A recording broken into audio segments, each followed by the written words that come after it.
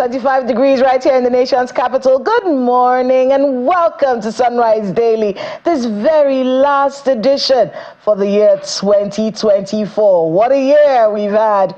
I'm Kayla Megwa. Yes, what a year, Kayla. Good morning. This is Lagos, 2 degrees hotter than the nation's capital, Abuja, 27 degrees Celsius. And I tell you this, Kayla, it's quite hazy in Lagos. You know, the dust particles just said, we need to get into the air. So you have to be careful if you're driving. Visibility might be tricky. But hey, that's not going to take away the shine of Sunrise Daily. I'm Kayode Okikiolu. I mean, it's interesting. I kept the unlimited visibility of Abuja to myself because I didn't want it to feel some type of way about it. We have unlimited visibility here in the nation's capital, but that doesn't mean that you should go around driving like you have no conscience, all right? Drive carefully, and I know a lot of you are going out and having a wonderful time, but be safe. The very last day of 2024, and our skyline is River Niger, ladies and gentlemen. The reason why we're bringing River Niger up today is because, you know, as a people, we need to remember what brings us together. This river has so much significance to the Nigerian people, to the Nigerian story, to Nigeria's history. Nigeria, Nigeria, Nigeria. And we're hoping that as we go into 2025, that the Nigerian people will start to think Nigeria first. We have to put our country in such a way that no matter who is at the helm of affairs, they would have to answer to us. And that is accountability that we create as a people. And how does that work? When we put our country first. Country first. I mean, Kayode, I want to be able to get your thoughts on River Niger, you know, before we go into the history and all that it does for us and its capacity. What does this river signify for you? Kayla, this is one sight that will definitely give you goosebumps, particularly when you look at it from the top. It's one thing to just stand and look at River Niger and all of its beauty, but when you get a view of it from the top, you just realize, as you said, how much unites us as a people. I know there's a debate. Is it River Niger or Niger River? Well, today is not a day for that debate, but it's interesting to know that this particular river, yes, it's not limited to Nigeria, by the way. You have it across some other countries on the sub-region, but it goes through 25% of our country, Nigeria. So you can tell that this is something that actually unites us, the Niger River or River Niger. And I just want to say, Kayla, that whether we like it or not, Nigeria as a nation has a history with water or river bodies, whatever you want to call it. Most of our states are named after either a river, something that has to do with river, or just water generally. So yes, this reminds us of what unites us as a people. But hey, we have to talk about the history and the significance, Kayla. Yes, indeed. In fact, you're absolutely correct when it comes to naming things. Our country is named after this river. Exactly. Now, the River Niger is the main river in West Africa, 4,180 kilometers. That's massive. It runs in a crescent shape, so it's shaped like a crescent through Mali, Niger, on the border with Benin, and then through Nigeria. Then it discharges through a massive delta that is known as the Niger Delta into the Gulf of Guinea in the Atlantic Ocean. And it is the third longest river in Africa. The only river is bigger than the Niger, longer than the Niger, the Nile and the Congo. And its main tributary is the Benue River. But yes, this is the main river in West Africa and the river from which we derive our name as a nation, Niger area. Now, whatever your thoughts may be about where we are, how we came here, what circumstances led to us being brought together, we are here now. As one of our friends would like to say, we are where we are right now. So what happens next? Well, we have to make it work. We have married each other. We have lived with each other. We have given birth to children that belong to all kinds of tribes in this country. We are where we are now. Let's make it work. Let's get together, put our hands together, insist that our country is going to get better, and watch it get better, Ayo? I called you Ayo, Kayode. There's some Ayo in my name, Kayla, not to worry. That unites Ayo and I. But just to buttress the point you made, I mean, we have different names for this river in different parts of the country. Yoruba will call it Oya. That's after the Yoruba goddess Oya, who's believed to actually embody this river. The Igbo call it Orimiri, the Ijaw, Torubeni, Nupe-Edu, Hausa said to call it Kwara. But a lot of people might be wondering, so why is Nigeria big on the Niger River or River Niger? That's because we hold a significant part of this river. In fact, we hold the most area of the River Niger. That's Nigeria, 584,000 square kilometers. Mali is next with 578,000 square kilometers. So we're big on River Niger because it is also big on us. And this river has done so much. I mean, you can talk about the significance to agriculture, tourism, transportation, just life itself, because a lot of people rely on this for their livelihood. So this is something we need to cherish. I remember, I think over 30 years ago, part of the Niger River dried, actually, Kayla, and that was a major panic moment, right? But climate change is upon us. There's a lot of talk about us losing a significant part of this if we don't take up the challenge of taking care of it. But hey, it's River Niger, yet a reminder that there's more that unites us as a people than divides us. Absolutely, such a beautiful sight. And while we marinate on that, let's try to look at some of the headlines this very last day of 2024. What are the papers saying?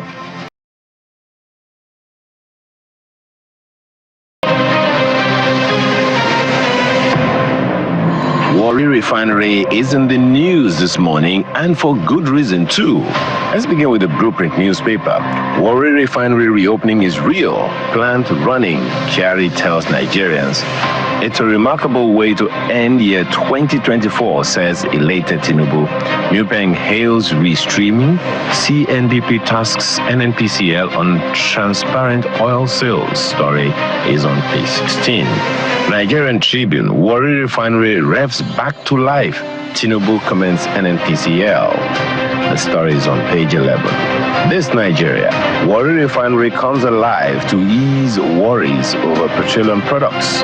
Tinubu upbeat lauds NNPCL's reopening of 125,000 barrels per day facility. Details on the inside pages.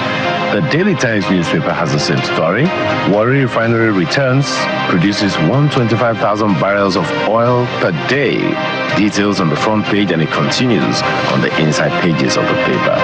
Look at the front page of Nigerian News Direct. Warri Refinery commences production of AGO kerosene. Refinery operating at 60% capacity, that's according to Kyari. Our plan to ensure energy efficiency and security on course. That story is on page 14 of the paper. To other stories, Business Day has FX pressure seen easing on refineries resumption. Warri running at 60% capacity, according to Tinubu. Naira rebound predicted on lower dollar demand. Check the details on the inside pages. Vanguard newspaper has as its lead story, The Secret Scourge, how use of erotic stimulants threaten Nigerians' health. Oh dear. Why men turn to enhancers, abuse shortcuts to death. That's coming from NAFDAC. Experts raise alarm over rising use among youths. Details on page 14. The Guardian newspaper, Person of the Year, Nigerians in diaspora, from broken dreams to new global value chain. What does all of that mean? The story is right there on the front page of the Guardian newspaper. Daily Trust newspaper, 2025 budget, 20 MDAs to spend 14.3 billion naira on computers. Yeah, that's it right there on the front page. Justice Ministry strips vehicles to go up 2 billion naira. Experts, CSO, ask National Assembly to scrutinize proposals. And there's some infographics on the front page to give you some further insight on the front page of Daily Trust newspaper. New Telegraph, counter-terrorism, FG to deploy radio frequency GNSS jammers, according to sources. Look at the rider to the story. As terrorists resort to drone attacks, troops sustain aggressive posture across theaters. Gunmen abduct 2 priests in Yola. The story on the inside pages of the paper. These are the papers we have for you this morning.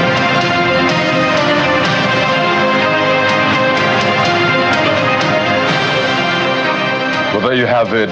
Warri Refinery hugging the headlines this morning. Incidentally, we started off the show with the Port Harcourt Refinery yesterday. And of course, this flows into the conversation around our refineries. So this is a second refinery to come on stream, according to the NNPCL. First, we had the old Port Harcourt Refinery coming up, operating at some capacity, and now the Warri Refinery coming up. So Nigerian Tribune as well, start from this morning just to yet again spotlight that story. Warri Refinery revs back to life. Tinubu commends NNPCL. Again, this just came unannounced, I would say. To some people, a couple of people knew about this, certainly, but for a majority of Nigerians, they probably didn't see this coming. But what's the history? Well, the Warri Refinery was inaugurated in 1978. So you do the math. 1978, that's when the Warri Refinery was inaugurated, but it's been comatose for most of the time. So it's back to life. The president says it is operating at what, just a little above 50%. So 60% it is operating, and that translates to 75,000 barrels per day. Don't forget that the Port Harcourt Refinery is operating at 70%. As at the last count, that's accounting for 42,000 barrels per day. So give or take, we have just about 107,000 barrels per day. I hope my math serves me right there. For these, or 117,000 barrels per day that these refineries, that's Warri and Port Harcourt refineries, are operating on. Clearly, there'll still be lots of questions asked. Will people ask if this is a blending plant yet again, or it's a real refinery? Definitely something we'll stay on. But what a way to end the year for the oil industry. And of course, the Nigerian Tribune talks about the burden and the prospects in 2025, perhaps something you also want to catch up on, so you get a sense of what Nigeria is faced with. And just one more, the Osun fowl thief released from prison. So this is one story that has been making the rounds. Perhaps you want to get more details this morning. Kayla.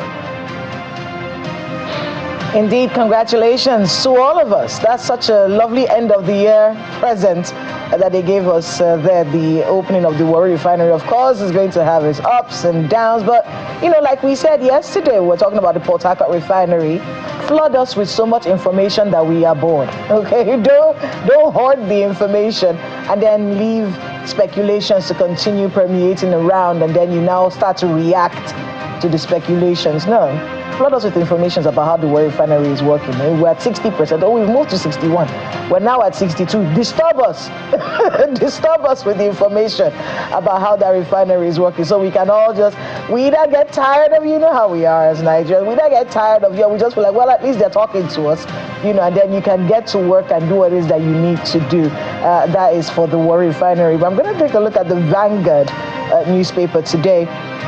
Politics has been happening even at the end of the year. You would think that everyone will calm down towards the end of the year, but the politics continued. So everyone is speaking to Peter Odili right now from the Vanguard there at the top. Forgive Wike's utterances against you, ministers, kinsmen, beg Odili. And that is coming, you know, with the recent story about the FCT minister and Peter Odili and all the back and forth. Well, they're asking Mr. Odili to forgive the utterances of the minister. What were those utterances? Something about resuscitating somebody. But you can get more details on page 7 of the Vanguard. And then Akpabio is also in the news. Injustice is Nigeria's major problem. Mentioning that because that is going to be one of the major topics we look at today, the justice system. What's Akpabio talking about? Page 9 will give you more.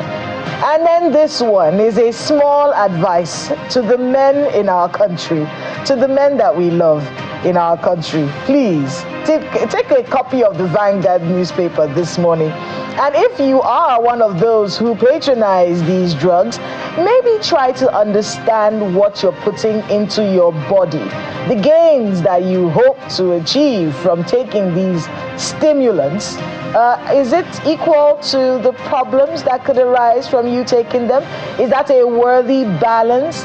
And who are these people selling these stimulants? Who's checking what? The headline there from Vanguard, and they're calling it a secret scourge.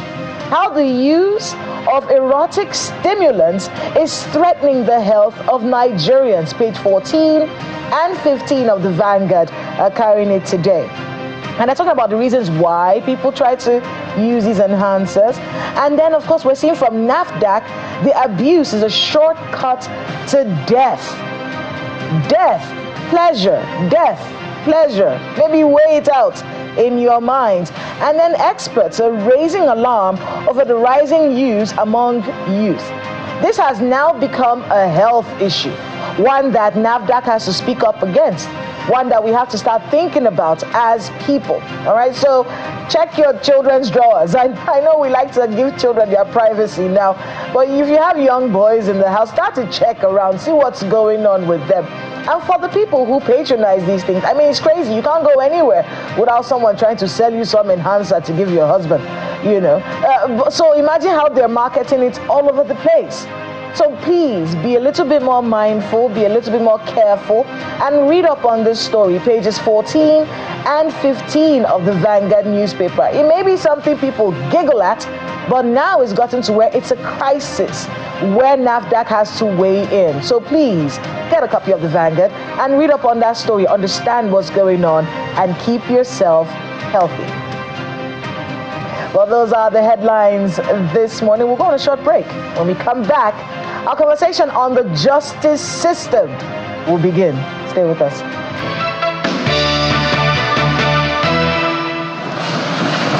The ceremonial courtroom of the Court of Appeal is filled to capacity for the annual conference for justices of the Court of Appeal. The ceremony brings together justices of the Appellate Court, the Chief Justice of Nigeria, retired Chief Justices, some ministers, and senior advocates of Nigeria. The Chief Justice of Nigeria tasked the judicial officers to change the dwindling perception of the judiciary. There is a growing negative perception of the judiciary. We must all individually and collectively work towards changing this negative perception. We look into genuine complaints. We will also stand to support our judges and justices to make sure that where frivolous allegations are made, that there are consequences. The conference provides a platform for introspection, knowledge sharing, and strategic planning amongst judges, especially amidst allegation of corruption within the justice system. Justices occupy a position of paramount importance in the administration of justice, and with their decisions exerting a profound impact on individuals, communities, and society at large. Nevertheless, despite our expertise and experience, we are not immune to the limitations inherent in human decision-making, including errors, biases, and prejudices. Allegations are first made in the social media to the world at large, before complainants think fit, if at all, to refer matters to the National Judicial Council. The public and the press pass judgment on these allegations, and all that the complainants appear to require from the National Judicial Council is to rubber stamp those conclusions and punish the judges. The Attorney General of the Federation and Minister of Justice, Mr. Lateef Fagbemi, emphasized the constitutional separation of powers, highlighting the challenges facing judicial independence. My lords, distinguished ladies and gentlemen, we must acknowledge, and I do, that challenges to judicial independence persist. These challenges can come from various or multifaceted sources, including but not limited to political interference, public opinion especially perpetrated on social media, and even well-intentioned efforts to improve the justice system. It is, however, imperative that we remain vigilant and steadfast in our defense of judicial independence. The conference is an avenue for judicial officers to deliberate on issues affecting the justice system and prefer solutions as the court gears towards the 2024-2025 legal year. Strengthening our judicial system and our electoral processes is our first conversation this morning, and joining us to navigate these very complicated waters, we have the Senior Advocate of Nigeria, Mr. Jibrin Okutekpa. Thank you so much for joining us. He is joining us via Zoom from the United Kingdom. Good morning, sir. Good morning, Kela. How are you? I'm very well, thank you. And also joining us via Zoom is the founder of Connected Development, Mr. Hamzat Lawal. Election observer extraordinaire. I think he's observed every single election in this country using Uzabe. I think they have a platform that they use to check that. Thank you so much. Also joining us from the UK. Thank you so much for being with us this morning. Well, thank you for having me, Kayla. I'm actually joining you from Saudi Arabia. Oh, from Saudi Arabia. Thank you so much for that correction. All right, so we have both of you here. Let's kick off this conversation. I'm going to start with you, Mr. Hamzat Lawal. You heard some of the things that were said at that conference, and three issues stood out for me. Judicial independence, perception of the judiciary, where everyone is saying we have to correct this wrong perception, and the concept of justice in itself. So talk to us a little bit about where your thoughts are on the issue of Nigeria's justice system being perceived as corrupt. I think that I'm even excited that they had that conference and they're conscious of the facts that there's a reality on the ground around the perception of the Nigerian judiciary or the Nigerian justice system, like we call it. And it's good because if they're that conscious, then probably we can work together to roll back on those perceptions. And I think it's all spun out of our elections, the role of the judiciary and how we get judgment and counter judgment. I can even cite some example. Do you want us to go to Kano? Even go to other states and the role of judiciary and how it's really not clear on what those judgments and how those judgments come to be. And there are no consequences. One of the speakers talked about consequence when allegations are made that are not founded. But when allegations are made and investigations are carried out, and then people are caught wanting, what then happens to them? And how do you communicate this to the Nigerian people to start rebuilding back trust? You see, the most important ingredient in every society is trust. And sadly, right now, the Nigerian people do not trust the Nigerian judicial system or the Nigerian justice system. Because what we've seen is as if the rule of law does not apply to everyone. The rule of law only applies to some segment of society.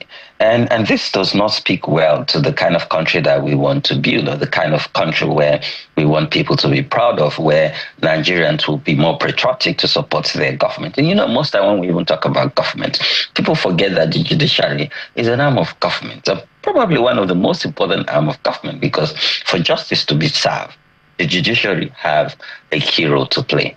I'm going to go to our Senior Advocate of Nigeria, Mr. Jibrin Okutekpa. Are there these allegations of corruption in the judiciary, are they founded in your view? Or are we being simplistic in the way we're looking at it? Is it a little bit more complicated? Well, Kela, thank you very much for this question. And I'm happy that the Honorable the Chief Justice of Nigeria, the Honorable the Attorney General of the Federation, and the Honorable the President of the Court of Appeal, and all that addressed that gathering that was previewed earlier, agree that there is a general perception in this country that there is no justice in Nigeria.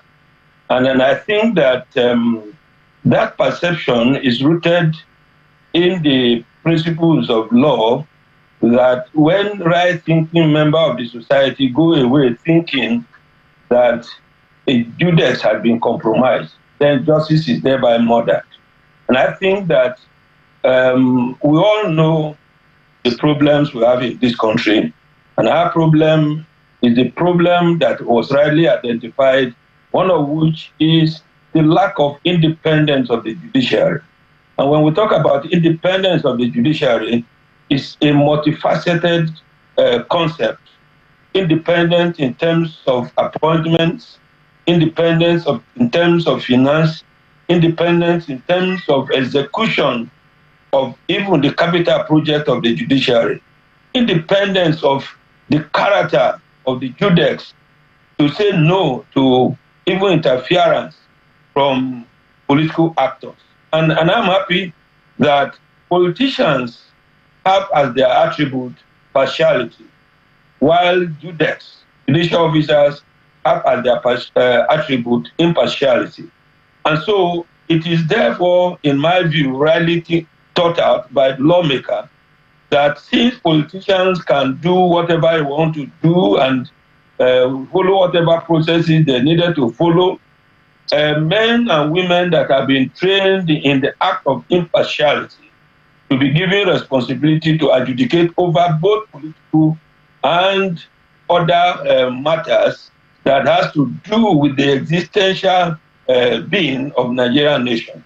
And so my view, therefore, is that where judgments are rendered that are devoid of justice, for instance, in the electoral process, where Nigerians know that they did not win election, but the judicial arm of government set principles of law and the legal profession, members of the legal profession, propound principles of law that are anti-people, anti-democratic development, then the people are bound to complain.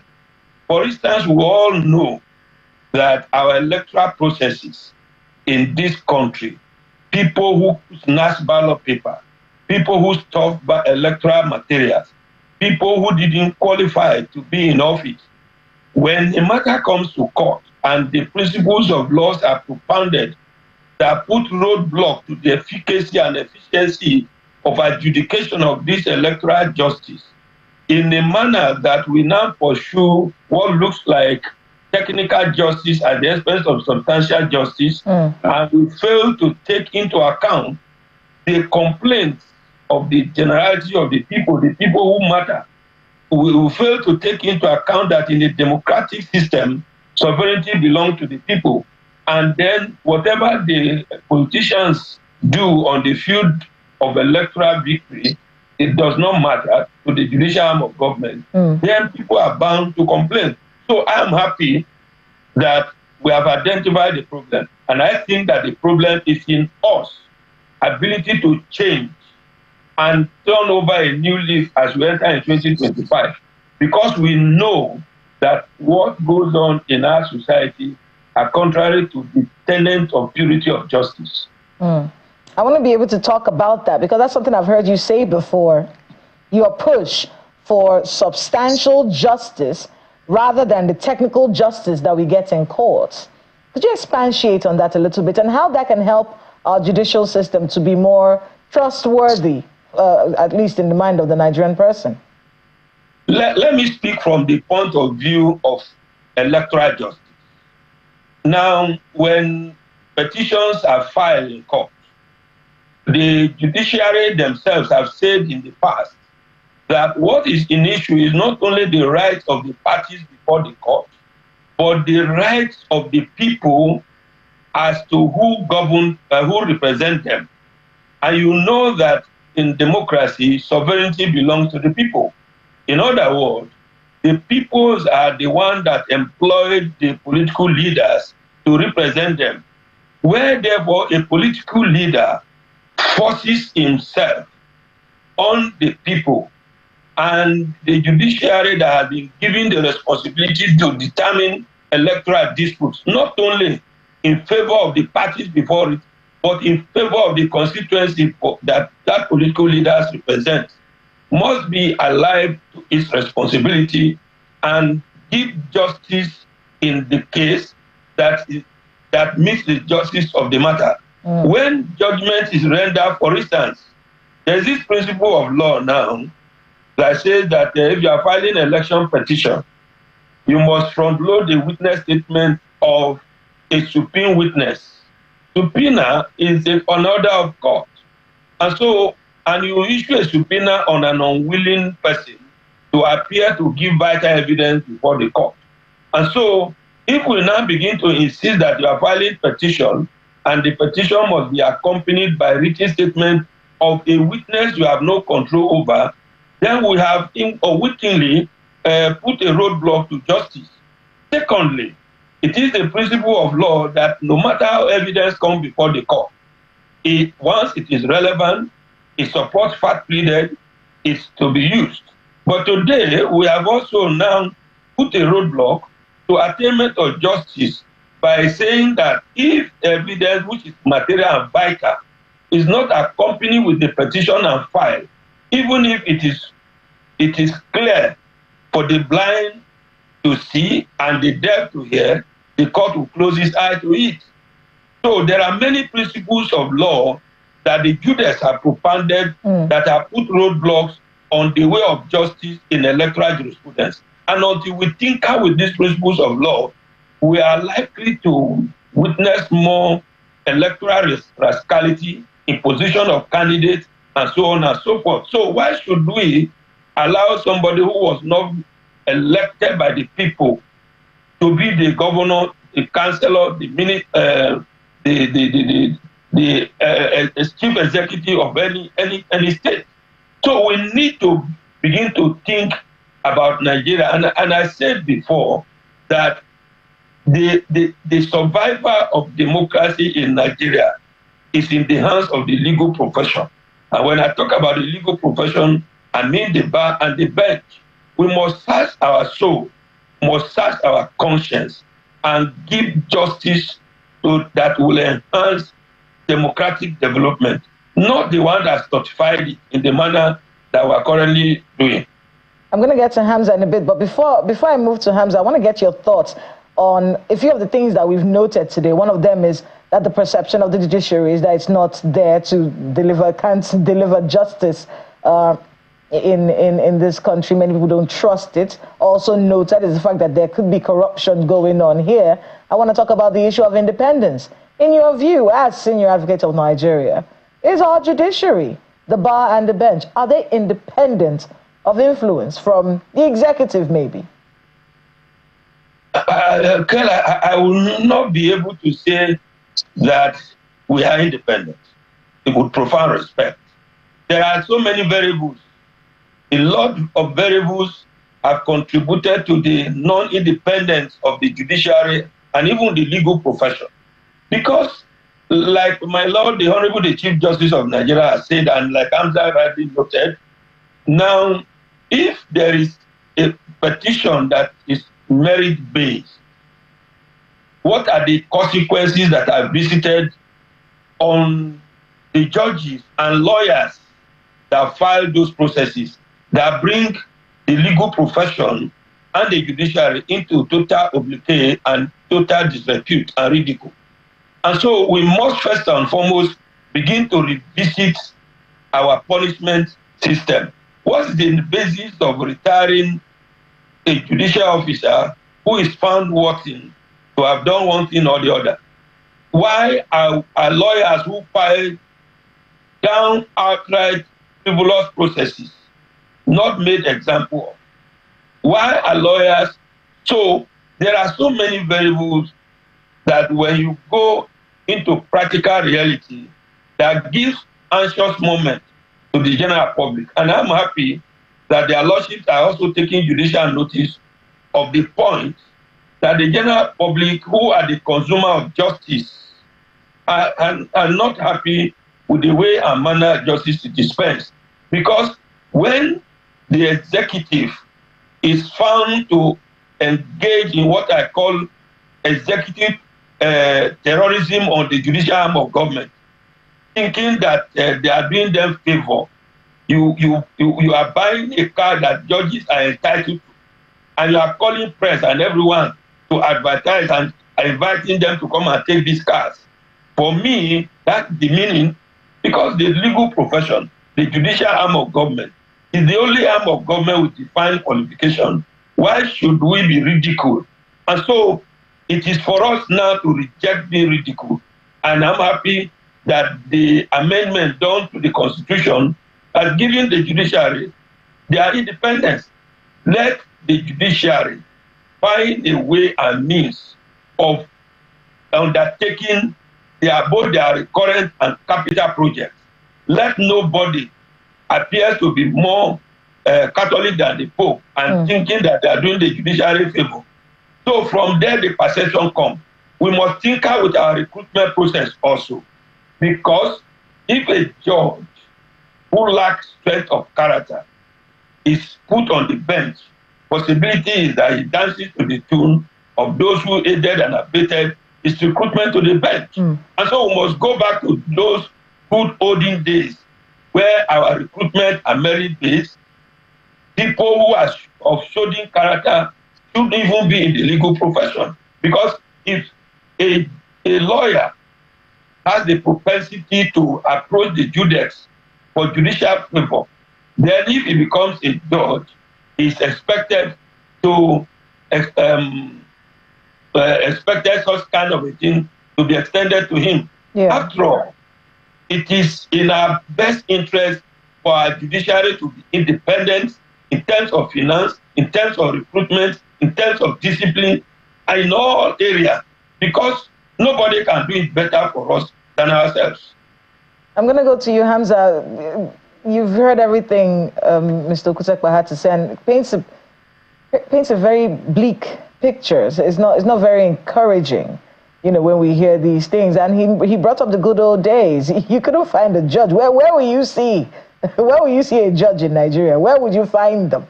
You know, growing up, that was how it was. There was such a mystery around these people who were considered above board in every aspect of life, you know. But we are where we are. These perceptions, do we have to wait for people's minds and hearts to change? Or are there more stringent measures that can be put in place? Since you refuse to be good, can we compel you to do the right thing with the law? Well, I agree with the Leonard Sik, and I'm even glad he talked about capital and recurrent expenditure. And before I delve into that, you see, let's not throw judiciary under the bus. Let's not completely throw them, because I think society itself, there's a problem. Our value system is terrible. And sadly, this has now rubbed off our judicial system. You know, I am very young, so I cannot maybe process the good old days. But my generation are getting tired. You know, the Gen Zs that are after us are also getting tired and complaining. And if you follow through the pre and even post-election judicial process, you can tell that it was even the Gen Zs that were really targeting judicial officers. See, this is a democracy, and we must interrogate every arm of government.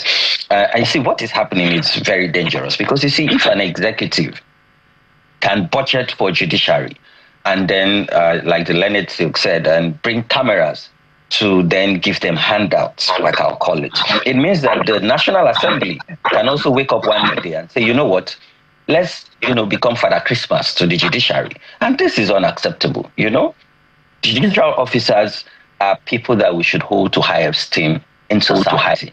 And if we then look down on them, then this is dangerous to our democracy. Now let's go to independence, or what I call the capital and recurrent expenditure. Why don't we have access to the budget of the judiciary? Why can't we interrogate the budget of the judiciary? Because the Leonard Sik said if the people truly holds power in our democracy, then we should interrogate their budget. Their budget should be made public. And then we should know what they're budgeting for capital expenditure and recurrent expenditure. We cannot interrogate executive and the legislative arm and then say, oh, judiciary is a no-go area. No, that does not depict democratic principle. We must, because we're taxpayers, because we have interest in how our country is governed, we must interrogate their budget. And when we interrogate their budget, it is the people that would now advocate and ensure that truly the judiciary becomes independent. Because again, when you talk about independence, whoever controls your resources, how your resources are disbursed to you, can actually make or mar you. So if the Nigerian people rebuild back confidence in the judicial system and processes, knowing that someone is trying to withhold their resources. And because they are open, because we can interrogate them, because we know what is on the line item of their budget, the Nigerian people will rise and ensure that they get their resources as at when due, so that they can function optimally. Quite a number of issues raised, but let me follow up quickly with you, Hamzat. I know you've done a lot tracking government spending, done a lot as well with election monitoring. And for the people, when they want to look at the efficacy of the judiciary, they look at how well the judiciary is able to help them seek redress, punish those who have either pilfered the wealth of a country, or those who have, by hook or by crook, maybe taking power through elections, right? And this is for you, Hamzat. So speak to us. Do you think for those issues, in terms of government spending, election as well, which the senior advocate had spoken to, overall for this year now, we can limit it to this year, do you think the people have been able to get technical justice or substantial justice, as they say? Or none of them? No, not at all. Not at all. Because again, when you look at the rule of law in Nigeria, sadly, currently the rule of law do not apply to everyone. When you are actually a member of some segment of society, there are different rules for you. When you're ordinary, or when you're below what they call, that benchmark they've placed, then the law actually is different for you. So sadly, the people have not felt that at a technical or the main reality of what the law should be for them. And I think, this is dangerous to our democracy, because you see, the judiciary, like they say, is the hope of the last man. So if the last man's hope is taken away from them, then what you have is anarchy. What you have is people taking laws into their hands. So, and I think when you also look at the judiciary, it's not as if they're independent in terms of their operations. They need also law enforcement to work with them. And I think that the law enforcement to help them to rebuild back that trust and roll back on this perception so it becomes positive rather than negative is how investigations are carried out, how evidence are put together, and how they are also presented, in court of law so that justice can be served. I also think that our judicial process should become more open. I remember the debate during the presidential ruling, and there was this debate around putting it live on air. And then later it was accepted, but that the faces of the judges should not be shown because of, maybe security reasons or whatnot.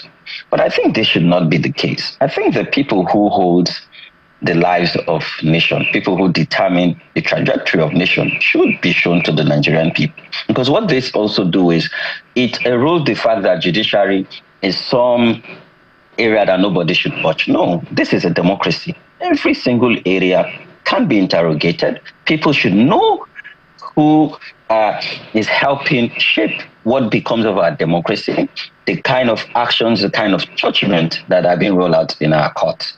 I think that if we open up the judiciary more, and the Nigerian people can better interrogate them, and the judiciary are also aware that people would hold them to account, people would interrogate them, and whatever action or whatever judgment is being made, the history would be written, either good or bad, on how they've acted based on the evidence could be for them. I think that they would, sit up. But most importantly, consequence. We cannot have a country without consequence, because we can't say, executive will hold them to account, legislative arm will hold them to account. What about the judicial arm? How do we hold them to account? And what are the consequences when petitions are brought forward and those petitions have holdings? Well, let me go to the senior advocate, Hamzat. It's a very tricky one, and I hope that you can help us get a better understanding of this. So, is the nation the way it is because of the judiciary, or the judiciary is the way it is because of the way the nation is? The chicken and the egg, which one comes first? You seem to have made the point that, well, the judiciary is the way it is because it comes from the country, so it's a function of what the country really is. But some will say, well, the judiciary is there so the country will not fall into chaos. And it's quite ironic that The judiciary helped the local governments get some sort of autonomy. At least that pronouncement really gave it some bite. Well, the same judiciary is seeking autonomy in that sense. But what a year it was, really. This was the year we got the CJN, just Kekere Akun. This was also the year, senior advocate, that former CJN Onoye sort of got his clean bill of health. You recall 2019, it was quite controversial, the CCT declaring him guilty. But 5 years after, he was discharged with out-of-court settlement. And that casts a shadow on the judiciary itself. Why did it take so long? But I want you to make this point as I just tie the questions together. Nigeria ranked 120 out of 140 countries in that 2024 World Human Rights and Rule of Law Index. And it goes across different factors, regulatory enforcement, civil justice, criminal justice, fundamental rights, and the rest. I packed quite a lot, but back to the opening comment. Is Nigeria the way it is because of the judiciary, or the judiciary is the way it is because of Nigeria? Well, I will want to say that the judiciary has allowed itself to be the way it is because of Nigeria. Let me speak to the broad concept of the legal profession. This is a profession that has its code of conduct, code of ethics, and by our rules and regulations, we are not supposed to give appearance of impropriety. And so when impropriety is noticed and they will begin to defend the impropriety with legalism, now something begins to creep into it. So it is our ability to tolerate most intolerable behavior that has rubbed on the judiciary. And let me make this point before I'm understood as saying that the Nigerian judiciary and all the judges are bad. No, I didn't say so. There are good judicial officers working in a very unhygienic environment created by lack of value and respect for institutions in our country. Today, I asked a question the other day, what is the national value of Nigeria? What is our orientation towards purity of doing things? There is a concept that has been manufactured called Nigerian factor. What is this Nigerian factor? Nothing goes for nothing.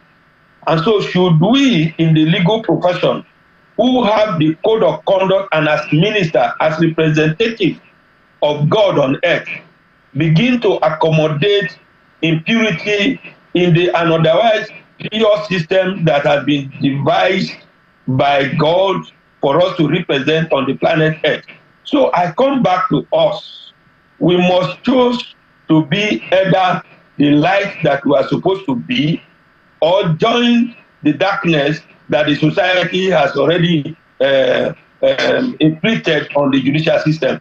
And so for me, what we need to do is that one, we must sit down as a nation and the heads and all the leaders of the profession agree that one, all is not well. Yes, we are operating in a society where the value system is low.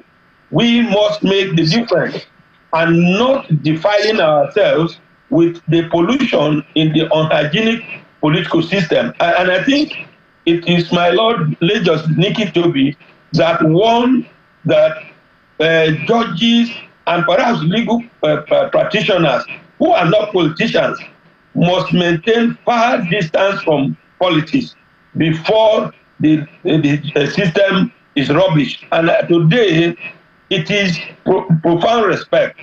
The political class, the power that be, that have robbed on the judiciary and made the judiciary to look dirty when indeed, as a matter of fact, judiciary is supposed to be the purest arm of government, the most powerful arm of government, because it is the judiciary that has been given responsibility in the Nigerian Constitution to adjudicate and determine disputes between government and government, individuals and government, and so on and so forth. And the reason that responsibility is bestowed on the judicial arm of government, or which is part of the legal profession, is that we have the code of conduct that is rooted in what is pure and straightforward, which is rooted in morality. So today, it is difficult for us to see the kind of justice we want, because the society itself seems not to allow the judiciary to dispense justice in the manner that it was set up, because there are a lot of interferences here and there, and judges are under tremendous pressures. Right. And so the judges themselves and lawyers in particular, and I say this with all sense of responsibility, we must agree to have a boundary beyond which we cannot cross, even in adjudication. Why must judicial officers be overwhelmed in electoral processes with so many processes that are filed to overwhelm them, so that they have no time to look at it? But let me help you also fine-tune, because earlier on you made it clear that you're not saying that the whole of the judiciary is bad.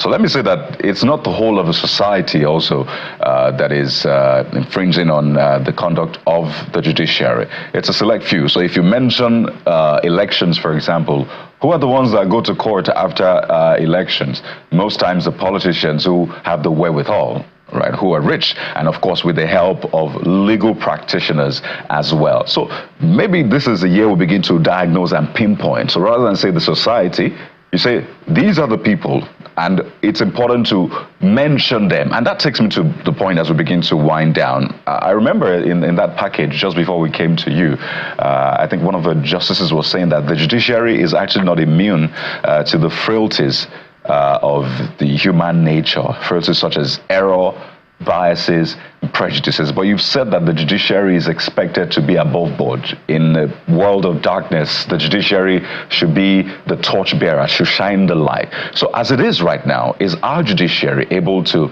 self-correct? Does it have those institutions that can say, well, you are wrong, this judge is wrong, no matter who, or this case should not be entertained? Have we been able to set up that kind of system as we wind down? We have the system. For instance, there is the National Judicial Council. The consequences should be visited without fear or favor. 2, the judiciary itself must look at the principles of law it has set, which are now constituting roadblocks, and overrule itself, because they are not infallible. Like His Lordship rightly pointed out, they are subject to human frailties. They can make mistakes. And so when the public are complaining that what you have done is wrong, they must have the liver, they must have the nationalistic instinct and the judicial imperative to revisit those decisions. They have to, if we must be seen as building confidence in the system. And the only person who can correct the perception is the judiciary itself and the legal profession. And they have to do it because, as it is today, every Tom, Dick, and Harry have the perception, even though no empirical evidence, that the judiciary is corrupt. And is it a name that we should accept? Well, there's some evidence to that, senior advocate. Just this year, we saw some judges being punished.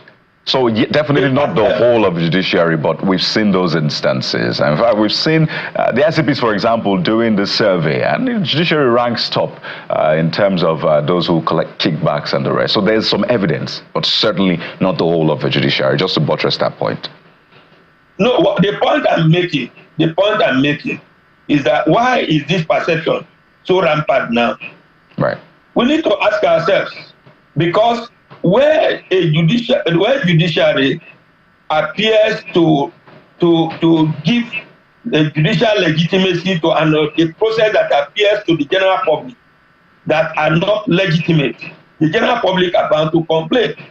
Where evidence is brought before the court and the judiciary closes its eye to such evidence of monumental fraud in the electoral process, just simply because of the way it travels to court, then the people are bound to complain.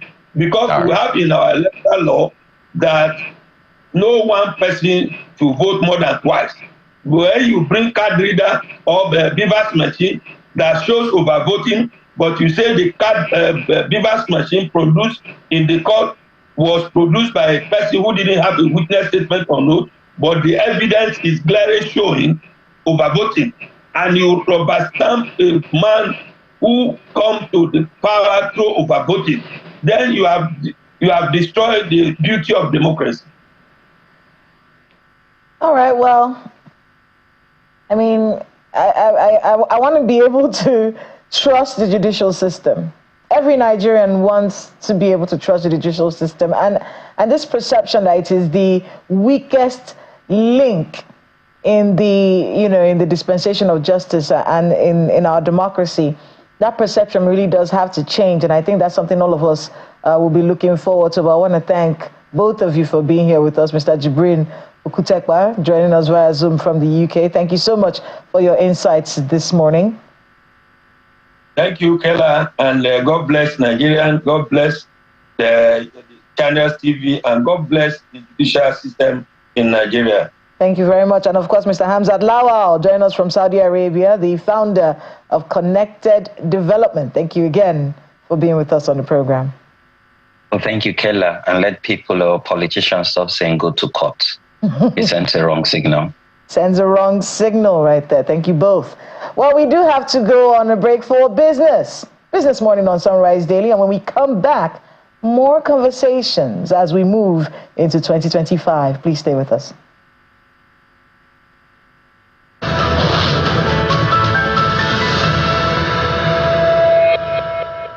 Well, thanks, Kayla. Hello and welcome to the last trading day of 2024. What a year. A year every consumer had to deal with inflation. They felt the sting of inflation, and we saw the Monetary Policy Committee, in turn, they raised monetary policy rate by about 850 basis points in 2024 to tame inflation. And 2025 comes tomorrow. I guess the battle continues, but we'll see who's going to win, going forward. Let's get to the stories that set your agenda now. Starting with oil prices, we'll see Brent futures, that rose about 60 cents this morning, $74.59 a barrel. So we're seeing bullish moves there in the market. The bulls are back right there, trying to take oil up 0.8%. That's for Brent, 0.93%, almost 1% up for U.S. grade WTI, $71.61 a barrel. Later on the show, we're going to find out what drove sentiment in 2024 and what to expect in 2025 for the oil market. Let's get a check on the FX market now. Starting the week, we see the Naira appreciated by about 5 Naira. Big bullish move there, 0.10%. For the Enfam window, did close previously at 1,538 Naira to the dollar. And we see a big move up there, 1,536, get about 5 Naira. That's for the Enfam window.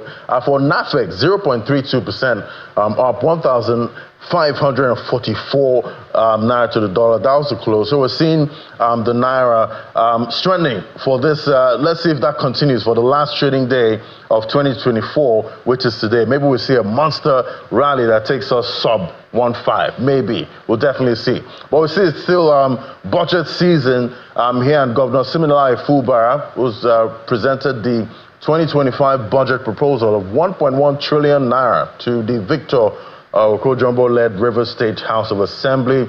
Governor Fubara described the appropriation bill tagged Budget of Inclusive Growth and Development as a blueprint for consolidating the achievements of his administration in 2024 while charting a new course for sustainable development. Take a listen.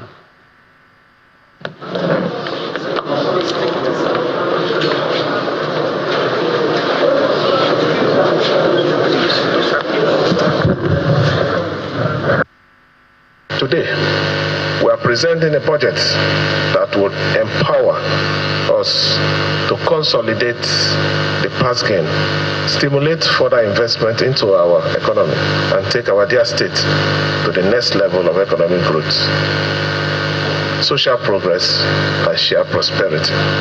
Mr. Speaker, permit me to express my profound gratitude to the good people of Rivers State for their unwavering support, prayers, and trust over the last year and 7 months. I have had the privilege and honor to be a chief servant. And in Imo State, Governor Hope Uzodinma signed the 2025 appropriation bill into law following its speedy passage by the lawmakers of the State House of Assembly. Speaking at a signing ceremony of the government house in Owerri, the Imo State capital, Governor Uzodinma says the budget will better transform the subnational, especially in the implementation of capital projects. The alignment between the executive and the legislature in providing critical and valuable infrastructure to the people of Imo State. So with a total budget of 807 billion for the year 2025, it means that the opportunity for growth, the opportunity for prosperity, and the opportunity to create and bring into reality the new Imo State is by the corner. All right, there you have it. I guess 2025, we'll see how all those spending plans and revenue plans, play out. So our first conversation now to unpack the commodities market, but we'll start with an industry whose service cuts across every other industry, and that's telecoms. The drama continues on tariffs, to raise or not to raise. Let's bring in Dumebi Oluwole now, a senior economist of FDC, join me right here in the studio. Great to have you, Dumebi. Great to be here, Ladi. Yeah, so we got that breaking news that the Niger Communication Commission actually gave the nod for tariff increase for the sector, but that was debunked, later on. Yeah. So we're here now. It's been a long time coming. We've seen everyone talk about, most experts say it's time. Yes. I'm sure consumers are not feeling that same way vibe. Yes, exactly. At this point. But talk to me about, yes, I mean, you've already started by actually talking about what is happening. So basically, there is conversations around tariff reviews or not to actually have the tariff reviews. And by tariff reviews, we mean an increase, right, in the data subscriptions. It's not going lower. No, it's not going lower. So call subscriptions, call rates, data subscription packages, looking at those costs actually increasing.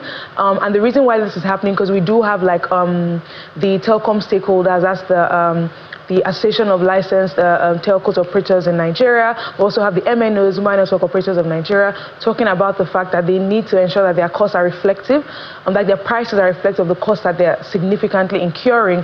And we do know what has led to that over the last course of the year. Diesel prices are higher, petrol prices are higher, infrastructure deficit is still impacting their ability to, ensure some level of increased productivity. So that's about what is happening, right? And setting the context, we do know that there was a review some 12 years ago in 2013. That was when the first review happened, and the NCC and stakeholders, had that conversation, and there was a wide band for increasing, for instance, call rates, there was a wide band for that, where the tariff was increased from what it was to about 60 naira to a kobo per minute for a phone call. And the band was actually wide to actually accommodate an increase in call rates for up to about 50 naira, right, per minute. And as of today, that is not exactly what is happening, in the sense that we do not have any MNO actually charging about 50 naira per minute. And we do know the reason why. Correct me if I'm wrong, 2013, the naira was quite stable. Of course. And strong. Of course. Inflation was not this high. Right. Yes, exactly. So that's part of what is happening, forcing the MNOs and and Altons actually have this conversation and bringing it back to the table. So in this case, we do know that competition is one of the drivers as to why we're not seeing any MNO charging up to 50 naira per minute for a phone call, right? But again, we also know that we have seen a lot of service downtime over the last couple of months. With when you make a phone call, you realize that my network isn't going. Your data services are not as good. First time, most of the time. Exactly. So we're seeing a lot of that. The person will say, "I can hear you, but you can't hear me." Exactly. So these are some of the issues. Even paying for doing cross-border transfers, we're having a lot of issues. Even banks as well, bank networks, which are also connected to some of these services, are also heavily impacted, right? So that's one of the reasons why we're having. So we've set the context. We do know what is happening. Now, what what is the implication of all of this, right? And we're going to assess this in two ways. If the tariff is actually increased, what we do know is that the prices of this data subscription and chorus are also going to increase. It means that consumers will pay more. And there is a compounding effect on inflation with that, because in the consumer basket, data is also part of it. And people do earmark resources, they earmark their income, a portion of their income to actually pay for this service alongside food, transportation costs, which we also know is also higher. So what this means is that consumer disposable income will also decline, right? Because people are now paying more for the services that they are getting.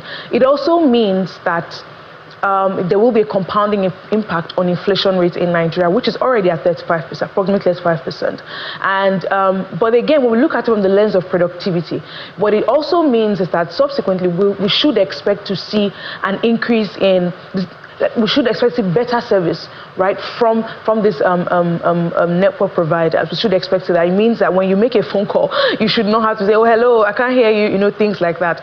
We should also expect to see the trickle-down effect of better services on other sectors of the economy that are heavily linked to these network providers. So from banking services to the digital payments ecosystem to aviation, right? So we do know that we should be able to see better services from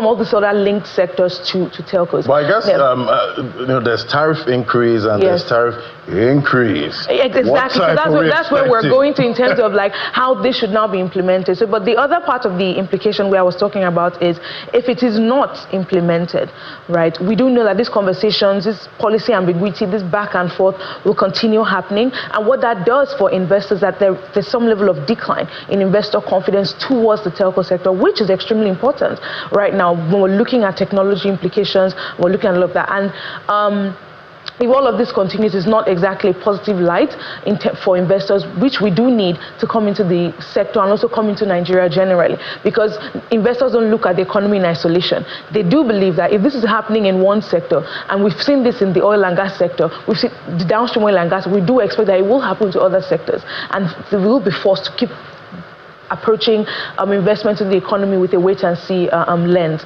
right, which is not exactly what we need right now. And then again, now looking at the way forward, right? Number one, the implementation of this. If we decide to go ahead with the tariffs, the expectation is that we do not implement it by just ripping the Band-Aid off. It's extremely important. We've seen what has happened with the reforms in 2024, in 2023, and it will be a fallacy if we do go back that same route. So the expectation is that with the NCC's stakeholder conversations, using data to actually, decide on how best to on what the tariffs should actually be, on what the new ban should be, and the 3 months notice that they do expect to because these are consumers that are dealing with Band A. If you're looking at electricity, they're dealing with PMS prices. Exactly. So what are we looking at here? 100% increase? So we do not know that right now. The expectation is that all of that will be communicated with the public, right? And it has to be communicated to the public because if it's not communicated, people don't know what to expect, and we'll just begin to see a lot of panic around what is going on in the economy. And we do not want social unrest, right? Because when you do too much, there's only so much people can actually take. So again, the important thing is on how this is implemented. That staggered approach should be the case, and ensuring that it's appropriately communicated to the general public on what is going to be done and how it is going to be done. But if it's going to be done in phases, we should know about that. So the implementation, communication, extremely key.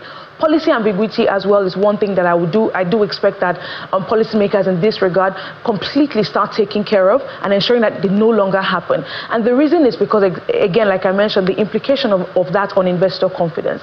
We can't keep airing our dirty laundry outside, right? Let's have these conversations and make sure that even if there's going to be back and forth, right, which is normal. The expectation is that we do this by ensuring that there is clarity on what needs to be done and what body is saying what, right? Let's have those conversations and let's make sure that they're cohesive. There should be harmony in the entire sector. I'm talking about the entire sector. Yes. We know, or we've heard, there's speculations that the satellite internet service provider, that's Starlink, they might have to go ahead to... Exactly. So I do think that that was something I didn't mention in terms of what exactly is happening and context. So because we do know that Starlink is going to increase their subscription rates, I think from January 27th, next year, and they most likely might have the go-ahead from the NCC. We do think that there is the possibility that the MNOs and Alton is also speaking up, because we're seeing that happen, right? Remember, Starlink is satellite related. They don't necessarily have an infrastructure on ground. So the costs that MNOs and... So why are they increasing? I mean, we all know what is happening in Nigeria. It is very possible that there's some level of infrastructure involved for them that is causing them to increase, right? Increase their data subscription rates. But regardless, what this means is that if the NCC might be approving that for Starlink, there should be conversations for MNOs that are experiencing a lot more on ground here.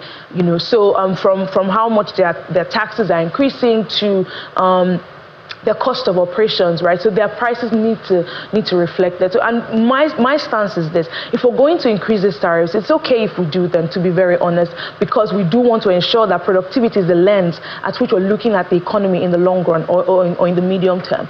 And if productivity is involved, we do know the linkage effects, like I mentioned before. So if we're going to do them, let's just do them properly.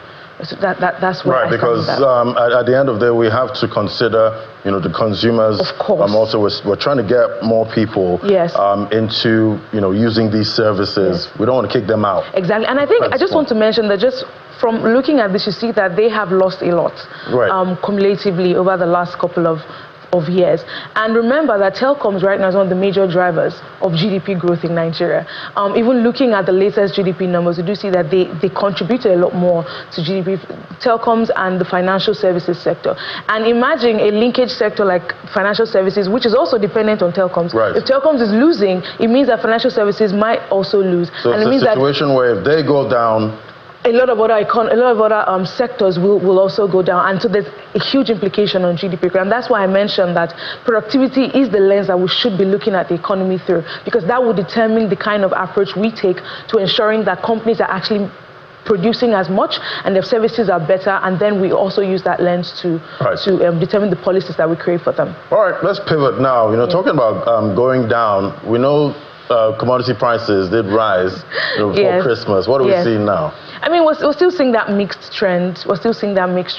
Prices are not exactly the sweetest. Right. But consumers are still spending a lot more. We're still seeing price of rice still remaining high, ridiculously at 110,000 naira per 50 kg bag. But we also know that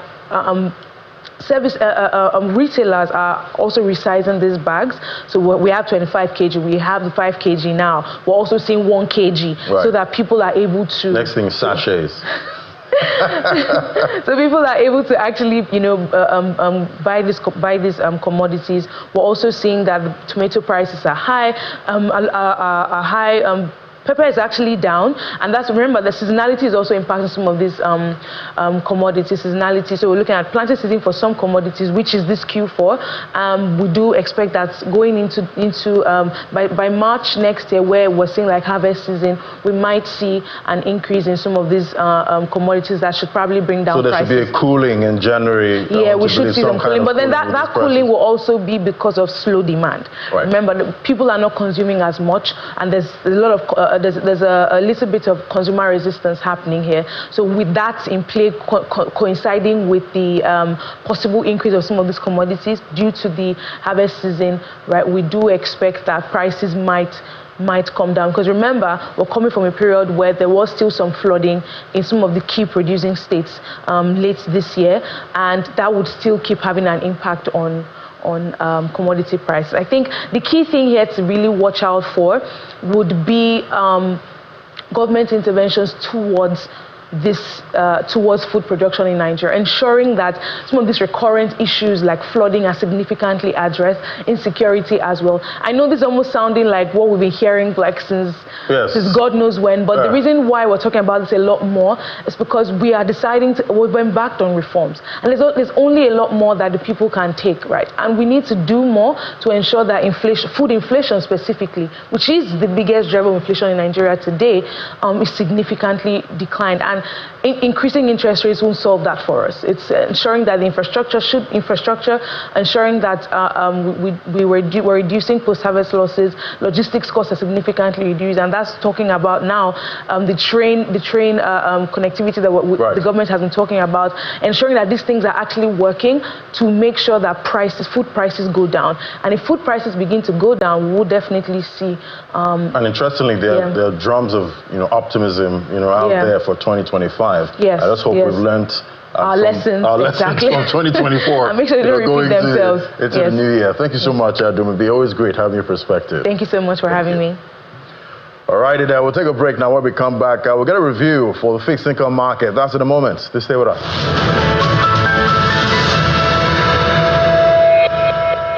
All right, let's discuss the key developments in Nigerian financial markets this year. We'll delve into the impact of the OMO auctions, analyze the relative stability of the FX market, with the NAFEX rate hovering around 1,544 naira to the dollar, and explore the outlook for Sukuk issuances in 2025. Well, joining us for this conversation, we have Akbawero Putu. She's a chief dealer at Lotus Bank. Great to have you on the show. Good morning. Adi, thank you for having us on the program. It's great to have you. Compliments of the season. So, I believe yesterday we had an OMO auction. Talk to me about how most of the OMO auctions have impacted liquidity, interest rates in the Nigerian money market. That's throughout 2024. Let's take stock now. Okay, so like you mentioned yesterday, there was an OMO auction that was issued by the central bank, and we know this is actually done to mop up liquidity from the system. So a total of about 500 billion was issued, and we saw a subscription of over 900 billion, but the sales still remain 500 billion. What is interesting is the rate at which the one-year paper closed at. It closed around 23.95% level, which is really high for investors coming into the market. What that means is that the yield on that 23.95 is about 31%, which is really high when you look at where inflation is at 34.60%. It's really good return for investors, and we've seen that play out throughout the year. We've seen high yield interest rates in the market, so investors are actually looking at good return for their funds. So the alternative when you're not investing in high income security is to buy FX.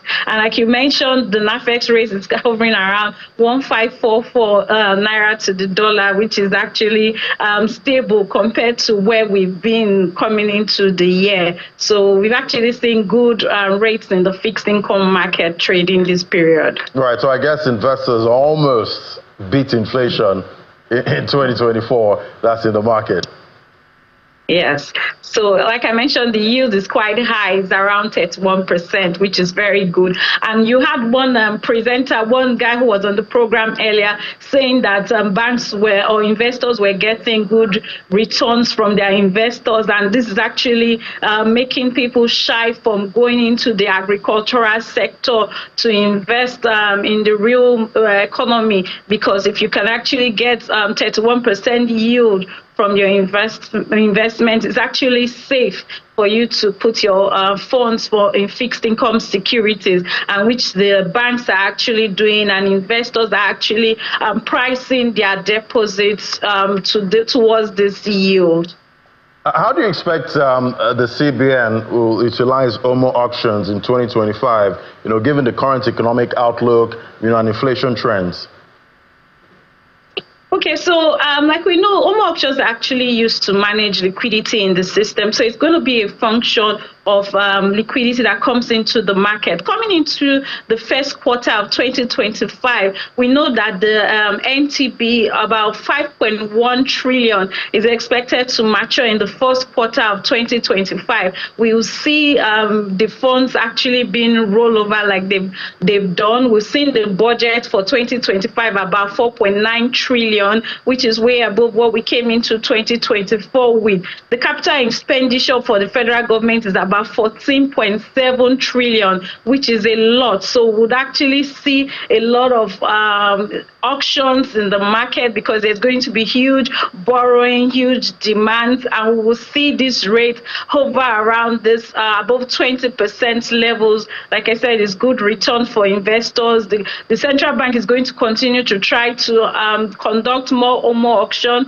to manage the liquidity in the system. If you have fewer funds in the market, it means the demand or pressure on the FX market would actually be reduced. So we would actually see this almost continuously happen in 2025.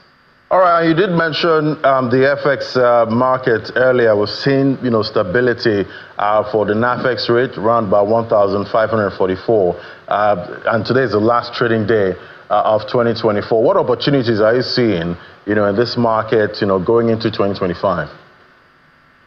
The central bank has done a lot with the B-match system that it came up with on the 1st of December. We've seen stability in the FX market. The rates have been hovering between 1,530 naira to 1,540, 1,545, which has really been stable, coming from where we were in September and October, where there were a lot of volatility in the market. So we've seen investor confidence in the market right now. There's so much supply. The supply outweighs the demands in the market. So right now, if you come into the market and you're actually looking to fill up your demand, there's a lot of liquidity. And kudos to the central bank with the B-match system that they've come up with. It's created a lot of transparency in the market. We've seen stability in the FX market, and with the budget of the federal government going into 2025 around 1,500 naira to the dollar, we expect to see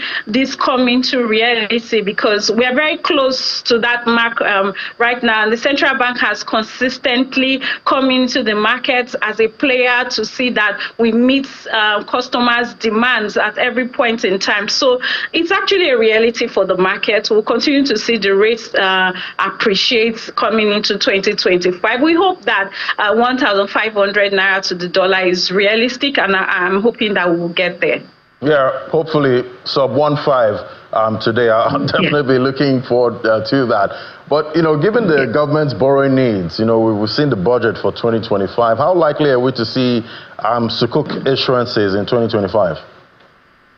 Okay, with 49 trillion, with a 49 trillion budget, and with about 14 trillion going into capital expenditure, yes, we are positive that we'll see a circulation coming into 2025, especially for us in the non-interest banking space. This is where we usually we play largely. We didn't have an auction in 2024. It was a strain to us because when we have excess liquidity, these are where we deploy our funds into. So we expect that with 2025, we will see borrowing in that space because the Sukuk bonds are actually for capital projects. So we have a lot of construction coming into the year, and we know the government actually has the infrastructure bond which they've come up with. But we expect that there will also be a Sukuk issuance in 2025. So the non-interest banking space and other investors, it's not just for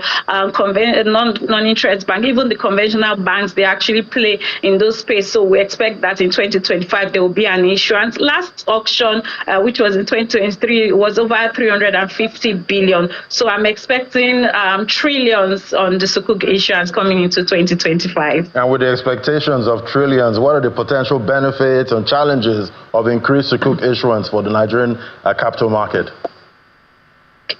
So for the last auction, which happened in 2023, the rates for the 10-year paper was around 15.75%, which is quite low when you compare it to what the conventional bonds and the federal government bonds are actually trading around 22% levels on the 2031 bond. So if there's going to be a new issuance in Sukuk, whatever the tenor is, we expect that the rates will go around 20% level levels or higher than that, because the investors we see playing in the sukuk market and in the conventional banking space are actually the same investors, and they actually expect the same level of return on their investment. So we expect to see higher yields coming into 2025 in the sukuk issuance space, which will be very good for non-interest bank, because then we get to deploy our excess liquidity into that space. We get good returns on our investments. We don't have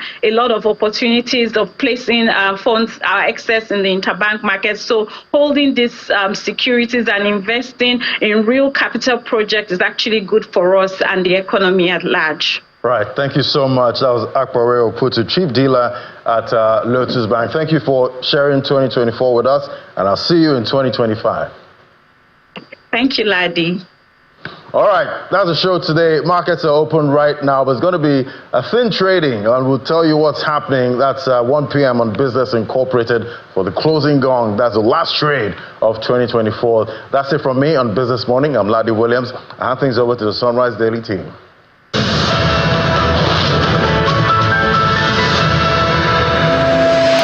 So let's get right into it. Investment. How much have we been able to get as a nation in 2024? What were the factors responsible for the outcome? How can we do better in the coming year? Business environment this year was particularly very challenging. A lot of people thought that 2020 will be the most challenging year in history, but 2024 said, well, hold on a minute, I have something in store. But let's take a look at how that environment fared in 2024. We're joined right here in our Lagos studio by Mr. Wale Smart Oyenride, who is a DG, Nigeria Employers Consultative Forum, NECA. Good morning, Mr. Wale Smart Oyenride. Good morning. Thank you for having us and compliments. I wish you the same. And joining us virtually is Dr. Sonny Ofe, who is an international business communicator and senior aide to the Delta State Governor. Joins us from the Netherlands. You're welcome to the morning brief, but Sunrise Daily, I shall say. Thank you for having me. All right. Well, that was always inevitable. But let's get right into it, and I'll naturally begin from you, Mr. Oyenride. Yeah. If you could describe the business environment 2024 in one sentence for you, what would it be?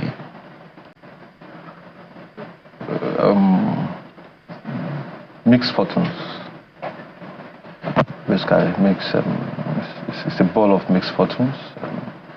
Some positives, some very challenging situations that businesses start to navigate, and also some glimmer of hope that probably 2025 will herald the benefits, at least some shades of benefits of the reforms that started in 2023. So it's a mixed bag of fortune for most organized businesses. I'll come back to you on that one just to take it further, but let me go to Dr. Ofe. Same question to you. And now you operate, I would say, from the government perspective, or you have the benefit of the government side of things, particularly at the subnational level, which is vital to this conversation as well. So same question, if you were to describe the environment, the climate for business in Nigeria, or zoom down to Delta State in 2024, what would it be? It was volatile and, it was volatile and unpredictable. Just like my friend have said, it was also misfortune as well, optimism, pessimism, but at the end of the day, it's a country. So, and we just have to build on the gains that we've achieved so far. Interesting. So let me come back to Mr. Oyenride. You said that mixed bag, the positives and the challenges. So the positives, let's start with that. What was the positives like? And then the challenges? I think the positives, we can say there's a bit of deepened engagement between government and organized private sector. Unlike before, when people hardly listen to you in government. So this administration, somehow they've created a platform where we can engage. And that engagement is multidimensional, multifaceted, and across ministries also. So the potential for your voice to be heard and for you to influence policies and regulations is also enhanced when you know people are listening. So one other thing that I think has improved a bit for us was the context of the refineries that started working. We had Warri Refinery came on board this morning. Yesterday? Yesterday. We have no reason to doubt, but the report is that it came on board yesterday. The Dangote Refinery was a big one for us, even though part of the negatives that we come to, I think, also has the shade of the Dangote Refinery.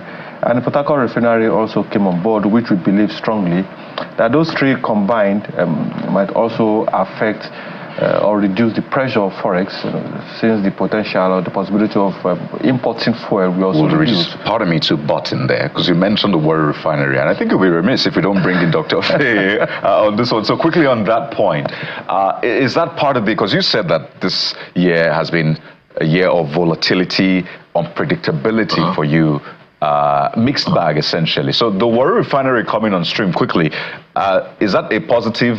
Is that a negative? Is that something that you also doubt as well? Hey, it's your backyard, or let's say you're even the host, as it were.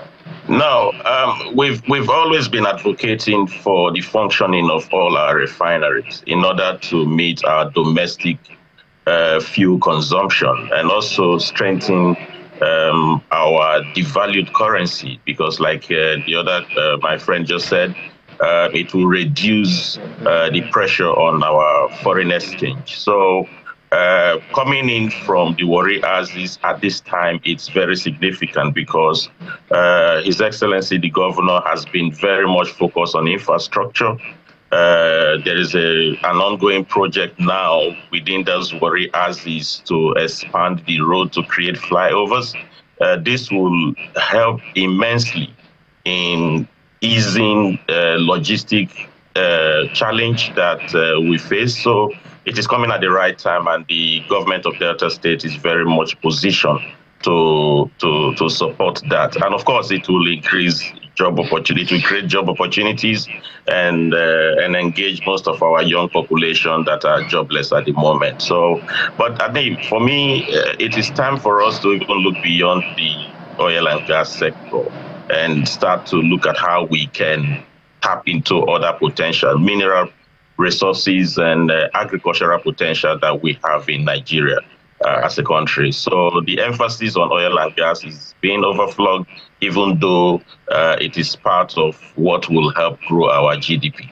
But do you have your doubts, the people who have expressed doubts about this particular project coming on stream, whether or not it is what it's painted to be? Well, again, do you have your doubts? Someone close to it? Well, in fairness, I've seen the political will from the president, particularly with the international engagement that he has had with several countries. He was here in the Netherlands in April, and he talked about food security, agriculture, and of course we know that the Netherlands are currently the second largest exporter of agricultural produce in the world.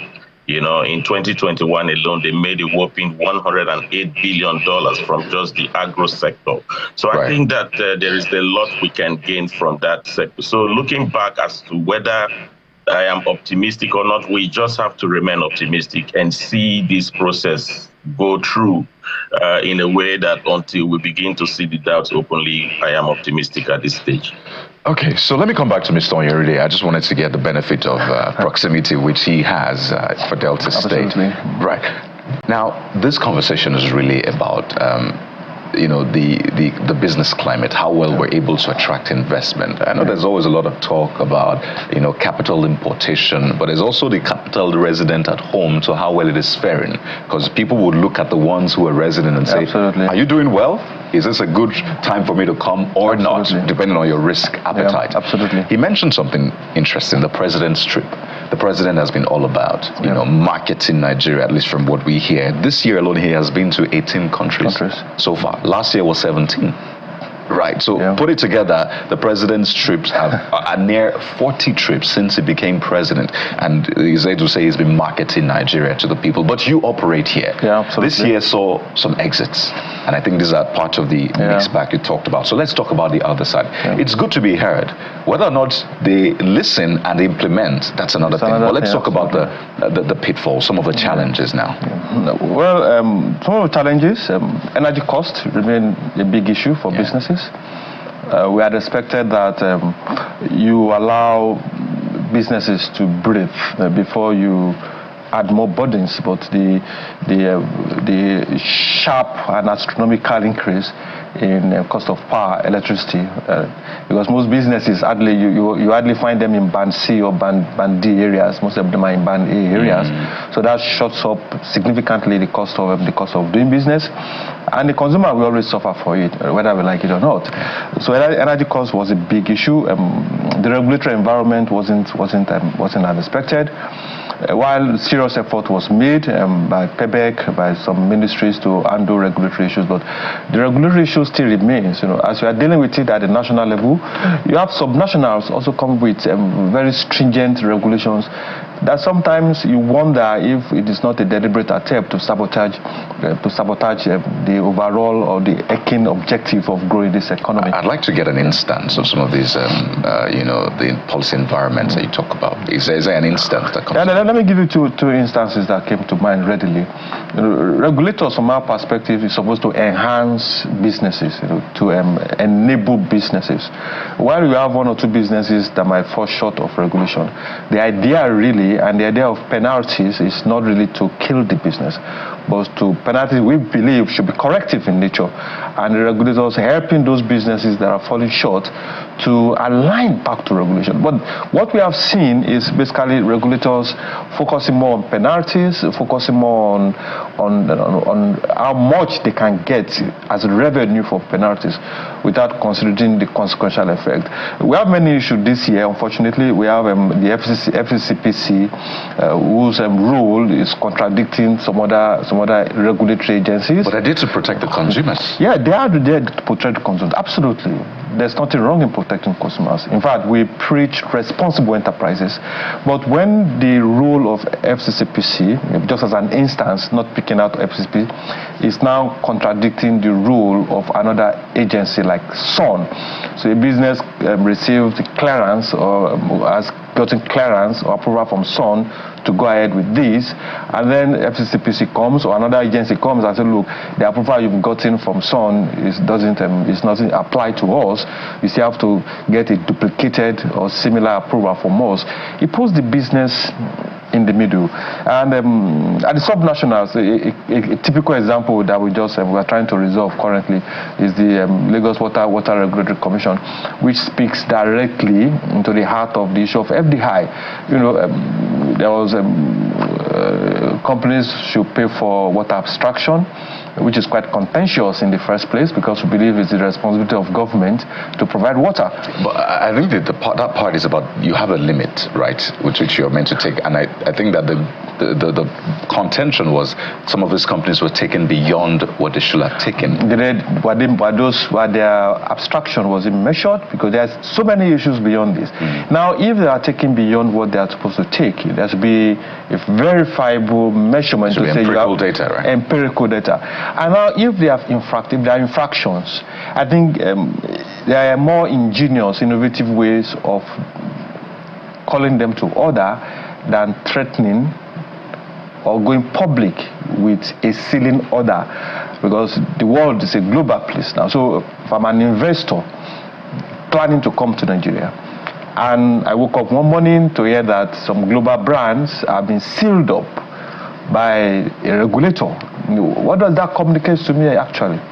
It doesn't communicate confidence. It doesn't communicate appropriateness. It doesn't give me that kind of confidence to come to an environment where arbitrariness can just hold sway. So whether the president traveled 100 times across the globe, which is quite good in itself, but we have inherent contradictions that are negating those issues. So coming back to the comment you made, that it's one thing for you to engage, it's one thing for your engagement to yield positive fruit. So it's one thing for the president to travel around the the world, risking its life, risking its energy, traveling around. And we have contradictions in the regulatory framework that is also negating the efforts of the government. So those are the issues, big issues as they were. Well, not to take away from that response, some of those trips are the most comfortable trips, really, you'll find.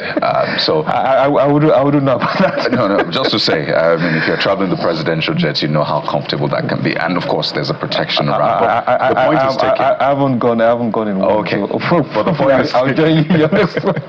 But this conversation really, as I said, is about the FDIs. And if you look at capital importation, Q1 seemed to do well, $3.4 billion, right? But then Q2, it dipped $2.6 billion. Q3 dipped further.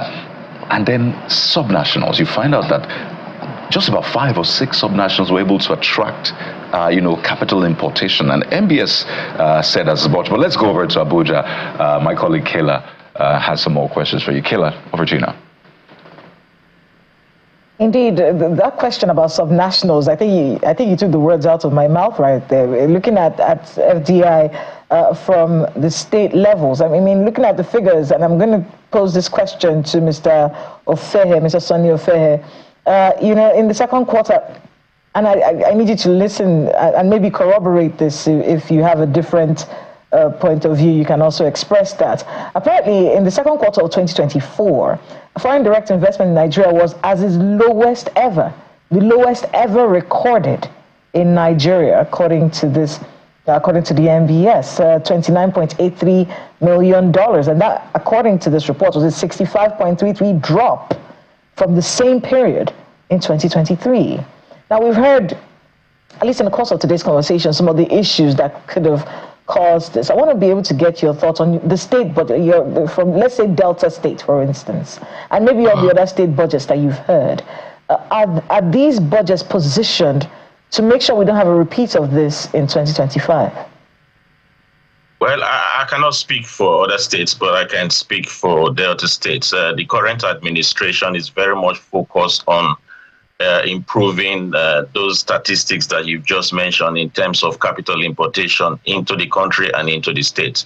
So, and one of the things you must critically look at is infrastructure. I mean, you don't bring in foreign direct investments, into a state that does not have good roads, that does not have all of the paraphernalia of that can support the economic indices, So Delta State itself has critically focused on infrastructure, making sure that we have good roads. We are dealing with the challenge of flooding and also repositioning our institution in a way that, when those foreign direct investments start coming in, they will have a good platform. Now, we've just talked about the president traveling around the globe. Your colleague just said about almost 40 countries in less than 2 years. In as much as we acknowledge that, there is also another challenge that comes with diplomatic shuttling. And that is the fact that until now, this administration has not appointed a substantive ambassador to any of our 110 missions across the world. And that will not help whatever, incentives the president is giving out to attract investors into the country. So that's one thing we have to look at, because it is not what you discuss on the table while you are there at that presidential level. It is what happens after you leave. If the necessary machineries are there, then of course you have to look at the issue of security back home. You have to look at the issue of our fiscal policy, the inconsistency in our Naira, crumbling, that is also affecting. And also, most importantly, what most people don't look at that is discouraging foreign direct investment is capital repatriation.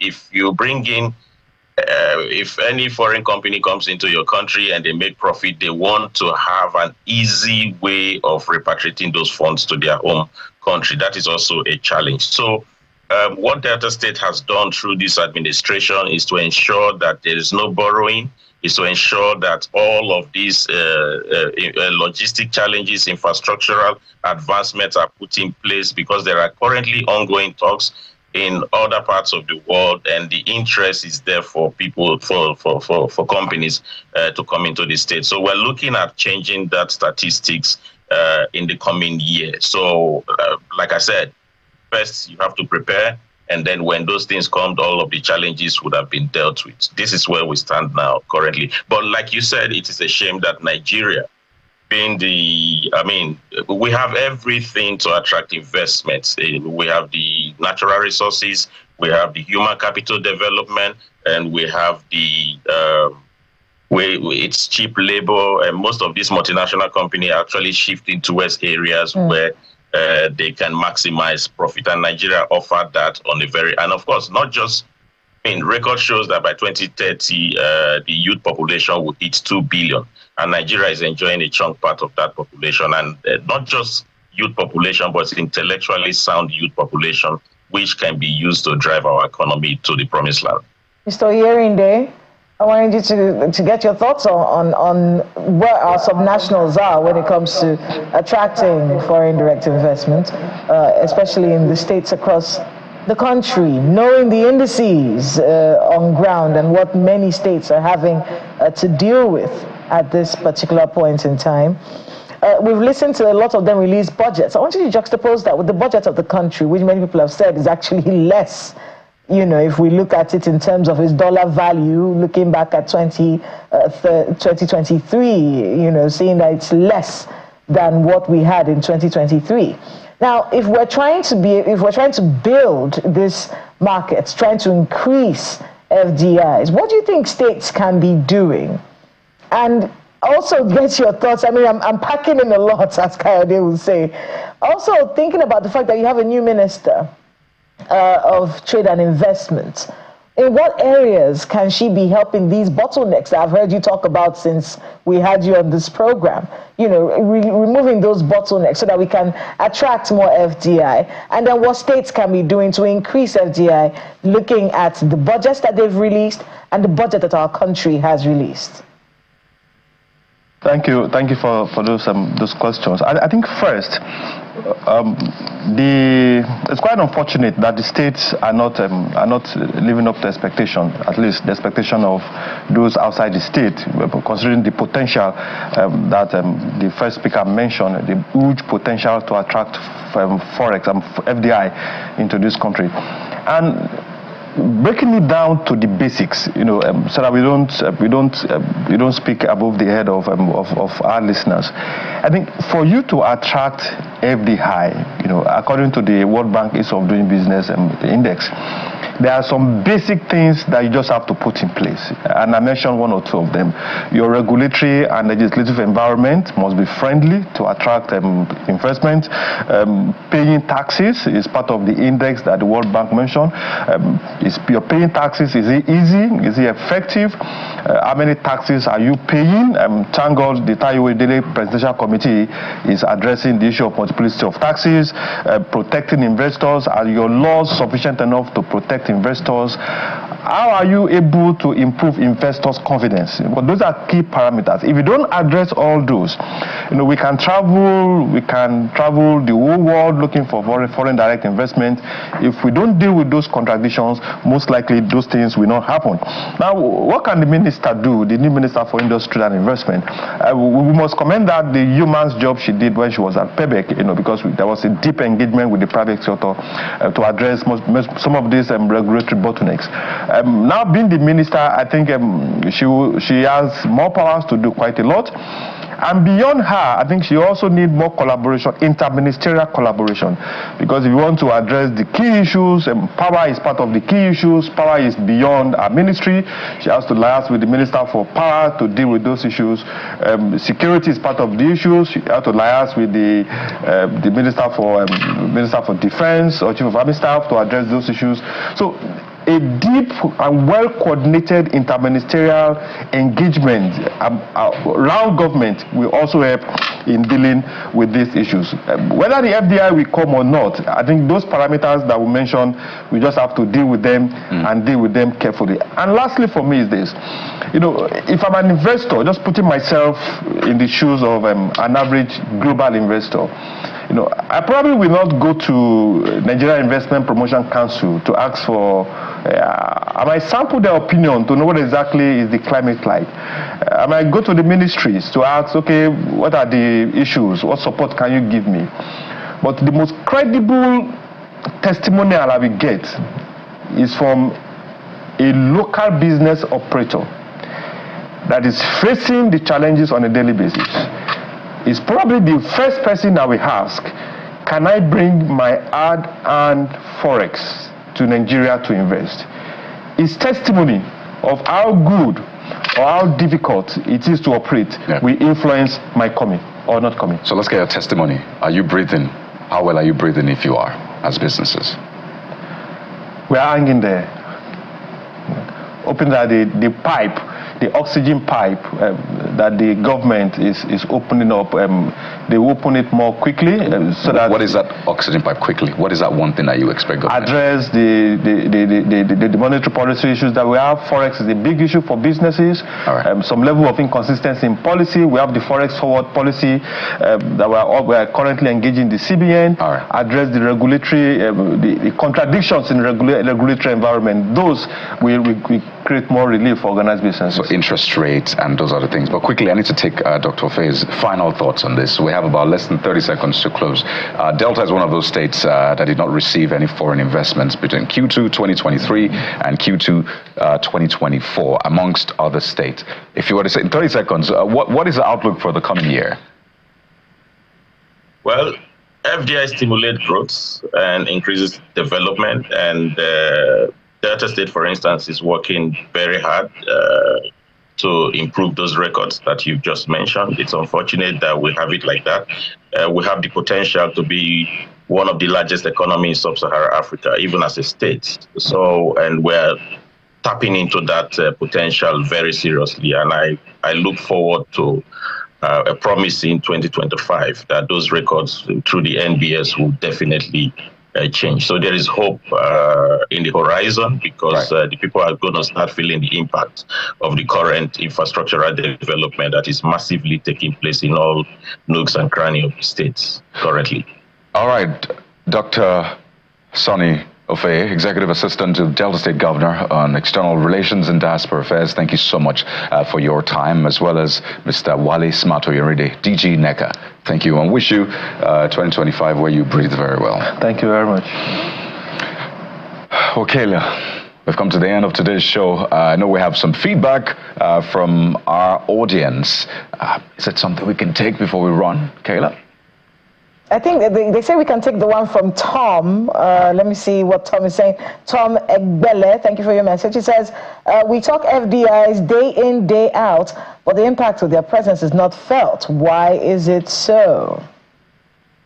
A very important question there. Why is it so? And I think they will find that this year, we have seen a situation where many times we've brought up issues on this program, and we have seen a response from government. We've seen policy change as a result of complaints that we've made, and the response has been fantastic, but it does need to get a little bit better. The reason why current affairs programs exist, and the reason why we keep speaking and speaking and speaking on these matters, is because we want to be able to see that change, and that is a change that we hope that we get in 2025. And we'll be here to watch and see how it all unfolds. But thank you all very much for being with us all year. Tuning in every morning, sending messages, prayers, everything. We thank you all so much. And we'll be here to do it again in 2025. Have a great end of the year. Celebrate carefully. Be mindful. And God keep us. I'm Kayla Megwa. Have a great new year.